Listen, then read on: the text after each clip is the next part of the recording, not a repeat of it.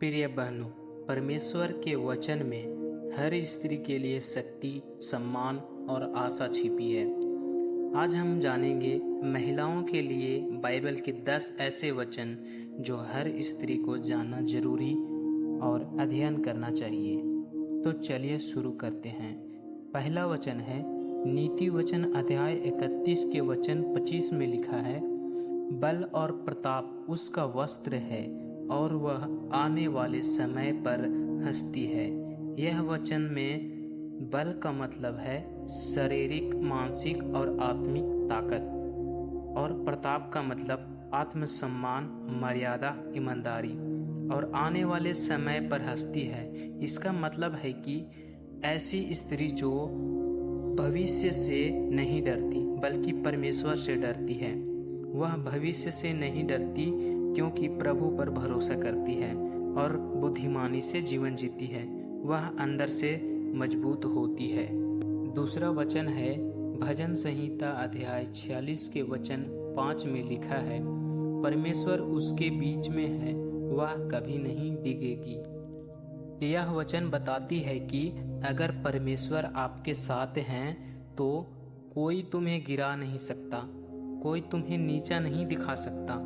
तीसरा वचन है यिर्मयाह 29 के 11, मैं तुम्हारे लिए जो योजनाएं करता हूँ वे भलाई की है।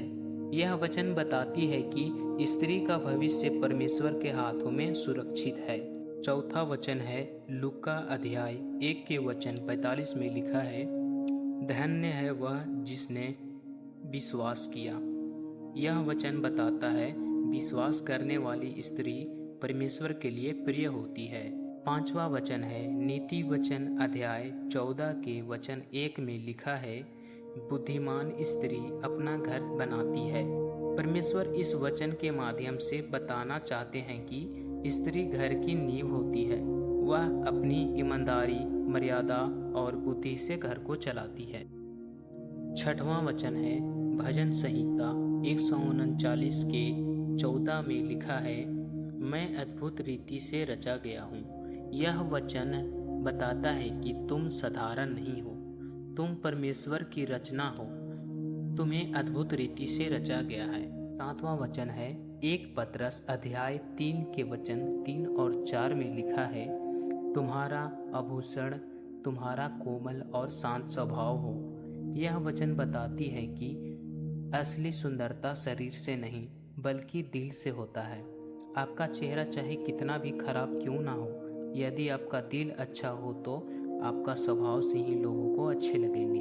आठवां वचन है यशायाह अध्याय 40 के वचन 31 में लिखा है, जो यहोवा पर भरोसा रखते हैं वे नया बल पाएंगे।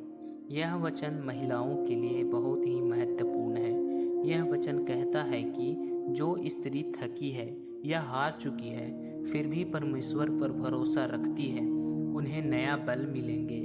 यह वचन स्त्री के लिए जीवन है। नौवां वचन है रोमियो 8 के 28, सब बातें मिलकर भलाई को उत्पन्न करती है। इस वचन में सब बातें का मतलब है कि इसमें अच्छा और बुरा दोनों आती है। अच्छा का मतलब सफलता, खुशियाँ, आशीष, सम्मान, ईमानदारी, और बुरा का मतलब बीमारी, आर्थिक तंगी, कर्ज, असफलता, टूटे सपने, पाप। सब बातें का अर्थ है हमारे जीवन की हर परिस्थिति, हर अनुभव, हर आंसू और हर जीत जिन्हें परमेश्वर मिलाकर हमारे भले के लिए उपयोग करता है। जो आज समझ में नहीं आ रहा है वह कल समझ में आएगा। परमेश्वर कभी देर करता है पर गलत नहीं करता।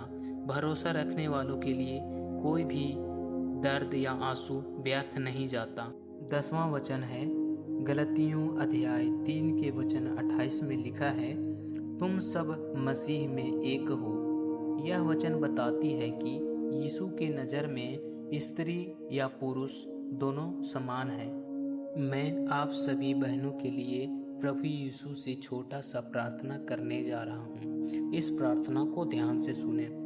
प्रभु यीशु हर बहन को अपने वचन से मजबूत कीजिए, उन्हें उनकी पहचान याद दिलाइए।